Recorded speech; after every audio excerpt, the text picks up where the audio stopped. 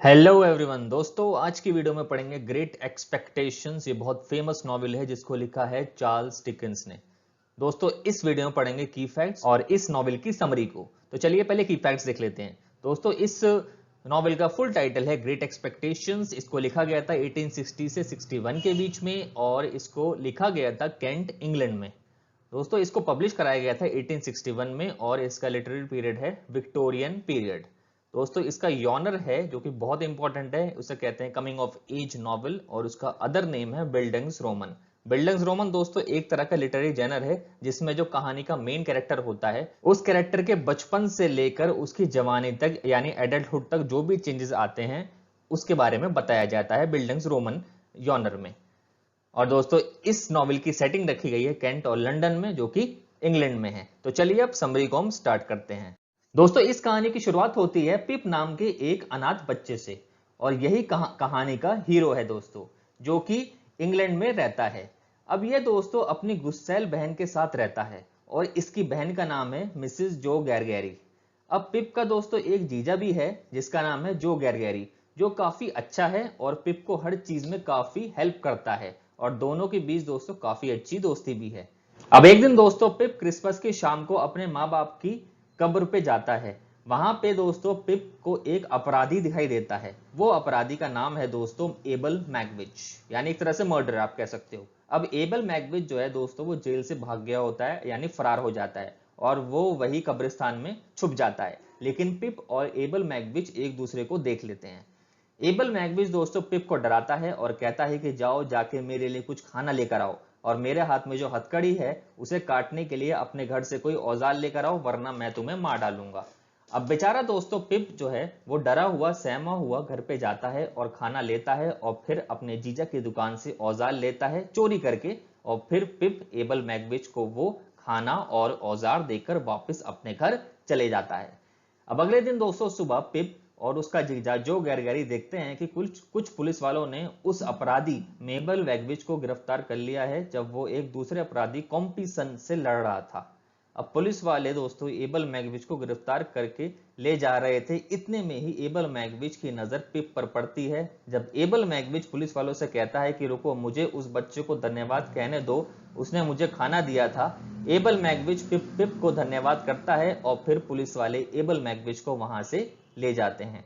अब कहानी की दोस्तों दूसरी ओर जहां पर पिप और उसकी बहन और उसका जीजा रह रहे हैं वह वहां पागल बूढ़ी औरत भी रहती थी। उस औरत का नाम है दोस्तों मिस हैविशम। दोस्तों, मिस हैविशम का मंगेतर मिस हैविशम को उनके शादी वाले दिन पर ही धोखा देकर भाग गया था। मिस हैविशम को संसार के सारे मर्दों से नफरत हो गई है और वो चाहती है कि जिस तरह मेरा दिल टूटा है वैसे ही संसार के सारे मर्दों का दिल टूटना चाहिए।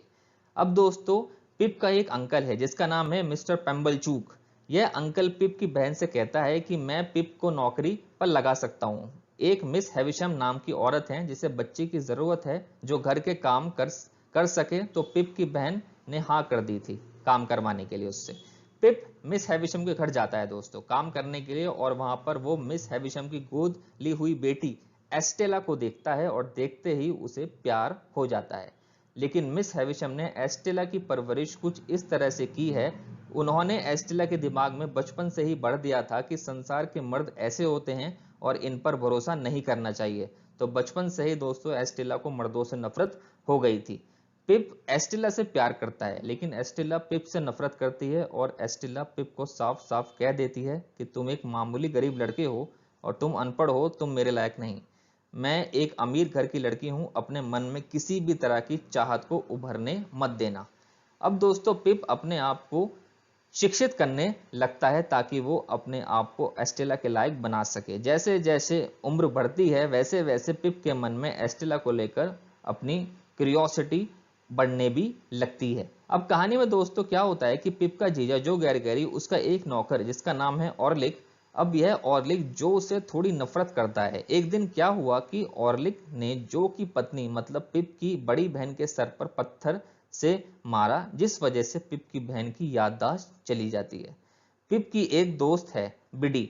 बिडी अब पिप की बहन की सेवा कर रही है और बिडी पिप के मन ही मन काफी चाहती है, लेकिन पिप तो एस्टेला को चाहता है। अब एक दिन क्या होता है कि मिस्टर जैगर्स नाम के एक वकील पिप के साथ आता है और पिप से कहता है कि एक गुमनाम सहायक चाहता है कि तुम पढ़ो लिखो और एक सज्जन व्यक्ति बनो, और वो गुमनाम सहायक पिप की इसमें मदद करना चाहता है। अब यह बात सुनकर दोस्तों पिप तो बेहद खुश हो गया, क्योंकि वो तो चाहता ही था कि वह पढ़ लिख कर अपने आप को एस्टेला के बराबर कर सके। तो वह झट से तैयार हो गया लंदन जाने के लिए, लेकिन अपने पीछे वह अपने जीजा और बिडी को नाराज कर गया, क्योंकि वह दोनों नहीं चाहते थे कि पिप लंदन जाए।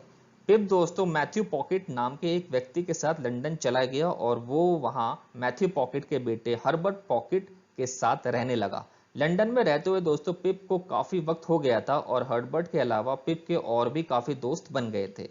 अब दोस्तों आगे लंदन में रहते हुए पिप की आदतें खराब हो गई थी और वो बहुत ज्यादा खर्चीला हो गया था। हालांकि दोस्तों उसको पैसे से मदद वो गुमनाम सहायक ही कर रहा था, लेकिन फिर भी वो इतना खर्चा करने लगा कि वह कर्जे में डूब गया। अब एक दिन दोस्तों पिप का जीजा जो पिप से मिलने लंदन आता है, लेकिन पिप ने उसके साथ परायों जैसा व्यवहार किया, इस वजह से जो वापस चला गया। पिप को दोस्तों गांव जाने की चाहत बिल्कुल नहीं थी, लेकिन एक दिन उसे खबर मिलती है कि उसकी बहन की मौत हो गई है।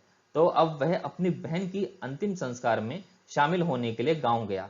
पिप के मन में दोस्तों अपने गांव के लिए और गांव के लोगों के लिए बहुत ही ज्यादा सिंपैथी नहीं थी। वो गांव वालों को छोटा समझता था, लेकिन वो मिस हैविशम को बड़ा समझता था, क्योंकि उसे लगता था कि मिस हैविशम ही वह गुमनाम सहायक हैं।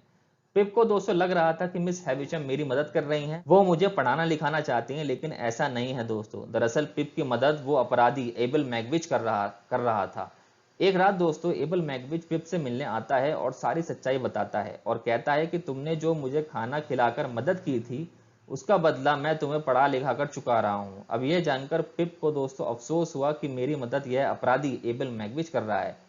अब आगे दोस्तों पिप को एक और झटका लगता है जब मिस हैविशम उसे बताती हैं कि एस्टेला की शादी हो चुकी है। एस्टेला ने बेंटले ड्रम्यूल नामक एक अमीर व्यक्ति से शादी कर ली थी। बाद में मिस हैविशम पिप को यह भी बताती है कि एस्टेला उसकी खुद की बेटी नहीं है, बल्कि मिस्टर जैगर्स ने उसे लाकर मुझे दिया था।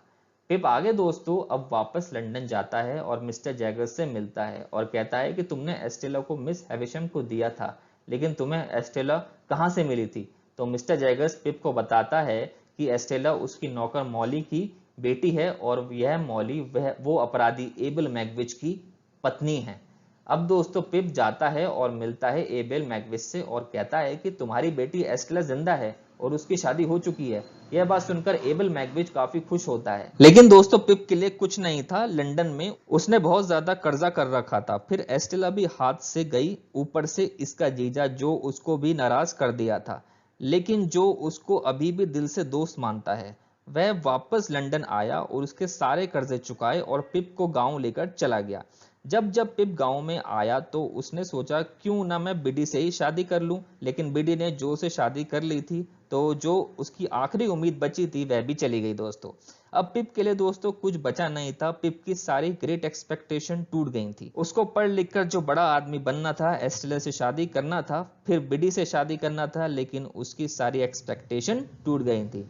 अब दोस्तों पिप कुछ साल के लिए व्यापार करने के लिए किसी और देश में चला गया। अब जब वह कुछ साल बाद वापस लौटा तो उसने अपने आप को एस्टेला के सामने पाया। एस्टेला उसके पास आई और उसने कहा कि क्या तुम मुझसे अभी भी प्रेम करते हो? क्योंकि दोस्तों एस्टेला को जो अमीर पति था वो एस्टेला को बहुत मारता पीटता था और एक दिन वह घोड़े से गिरकर मर गया था और एस्टेला का भी घमंड टूट के चूर हो गया था। तभी उसने सामने से पूछा कि तुम भी मुझसे प्रेम करते हो बीबी? तो इस कहानी का दोस्तों एक अच्छा अंत होता है कि अंत में एस्टेला और पिप दोनों मिल जाते हैं।